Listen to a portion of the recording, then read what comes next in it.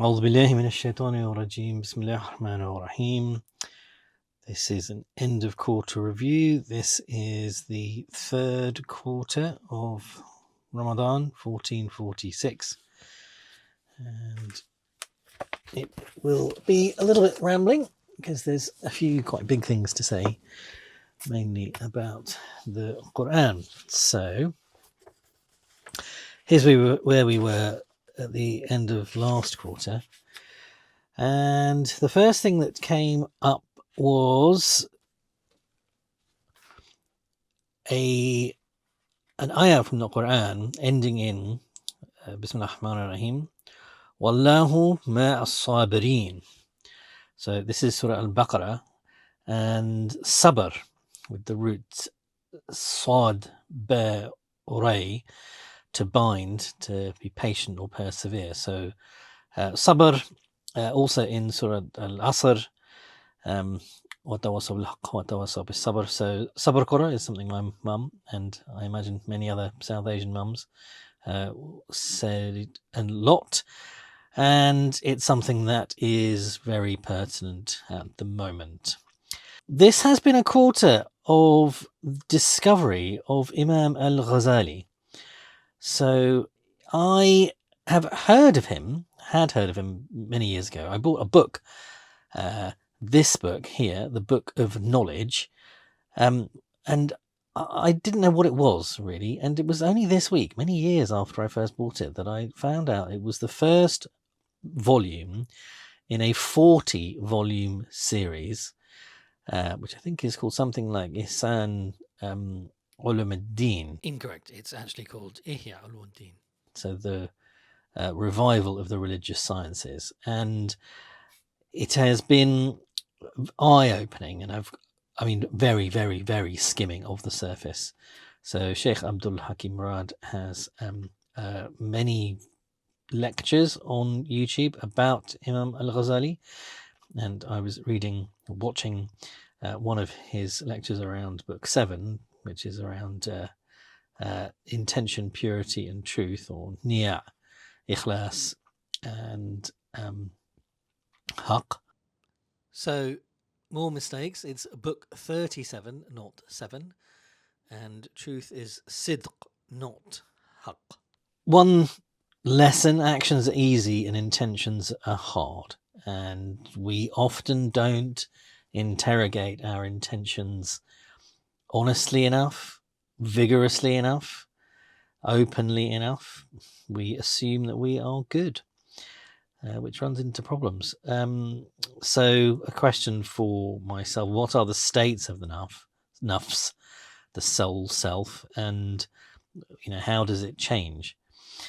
So the Qur'an reveals just layers and layers of meaning.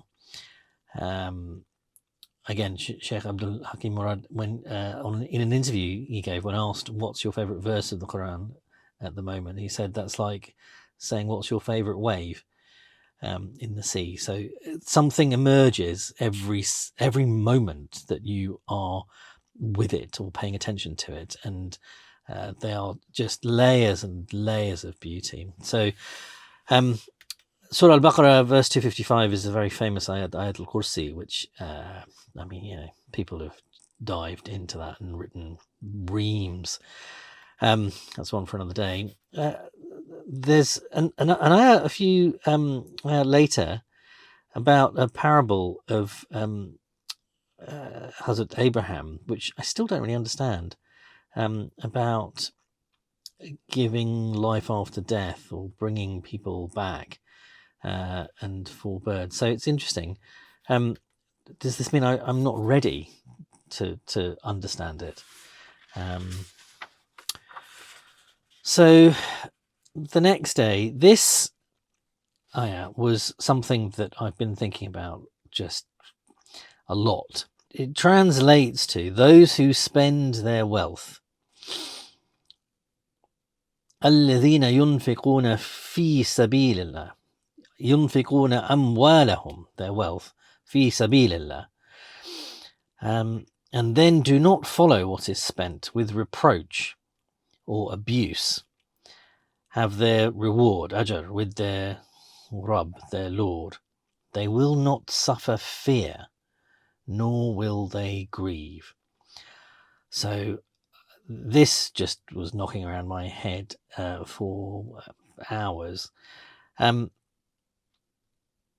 Is it a remedy for the banishment of anxiety that we have multiplied and amplified in this modern, postmodern world? Is this conception of wealth and spending a transformative, radical solution? And if we spend our wealth in the way of Allah, does that mean that we will not suffer fear nor be sad? No anxiety, no fear? Is it the answer? I mean, I think it could well be. So the summary of that: spend with intention, and then do not remind people or hurt people, ramming your generosity down their faces, down their throats. So I've talked before about my favourite English translation being Thomas Cleary, and there was a time when I wanted to buy everyone in my family their own copy, and regretfully I didn't get around to it, and now it's very much out of print, and individual copies are going for second-hand upwards of £60. So that's a lesson. It's a language that speaks to me in a way that other translations usually don't. But even here is the untranslatability of the Qur'an. I mean, it really is untranslatable. What I meant to say here is the line in the Arabic is much broader than just reproach. It kind of means remind people of generosity, and the word for generosity used is manan. And actually, al-Manan is one of the 99 names of God and means the bestower of bounties. So Cleary just using reproach misses so much.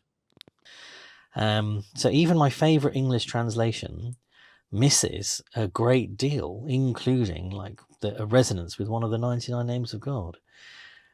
And then just listen to this. I mean, just listen to this.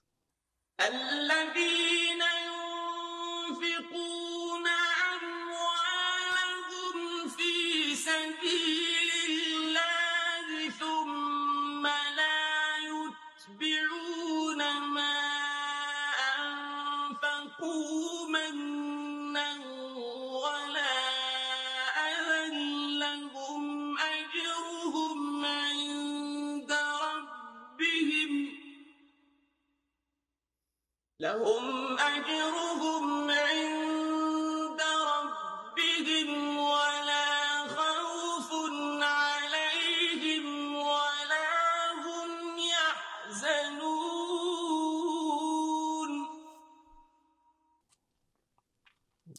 That's Abdul Basit, who was my mum's favourite reciter. And it is, if you're contemplating the meaning and hearing that, I mean, it just does take you somewhere else.